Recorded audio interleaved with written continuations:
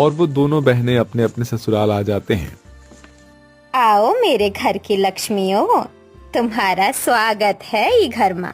कलश अपने शुभ पैरन से गिराकर घर में अंदर प्रवेश करो। जी माँ जी।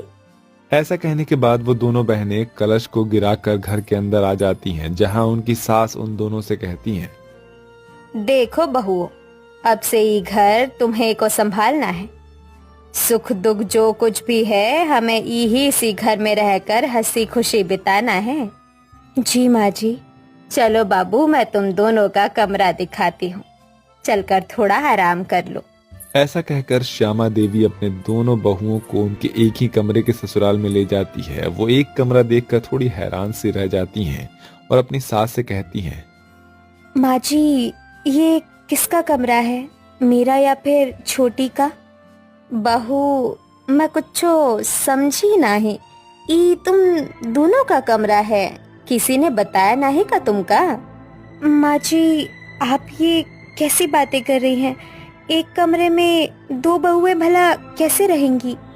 इस तरह गुड़िया के कहने पर श्यामा देवी अपनी दोनों बहुओं को सारी बातें बताती है कि वो किस तरह से गरीबी में अपना जीवन व्यतीत कर रहे हैं और अब उन्हें भी यही जिंदगी जीनी है। ऐसी बातें सुनकर वो दोनों बहुएं कुछ ना कह पाती हैं और चुप्पी साध लेती हैं।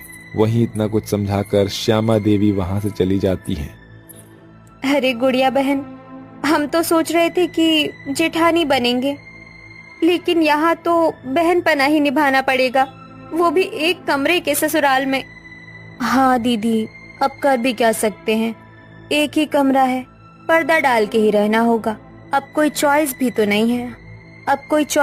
नहीं है हमारे पास।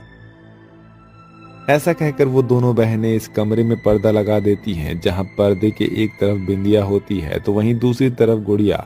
दोनों ही अपने पतियों का बेसब्री से इंतजार कर रहे होते हैं। वही वो दोनों भाई एक दूसरे से बात करते हैं। अरे छोटे, अब क्या करें यार, आज तो लगता है इस एक ही कमरे में रात काटनी पड़ेगी, लेकिन कैसे कटेगी रात? मैं भी यही सोच रहा था भैया।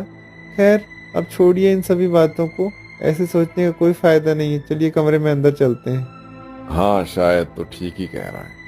ऐसा कहकर वो दोनों कमरे की ओर जाते हैं और अपनी अपनी पत्नियों के साथ जाकर लेट जाते हैं।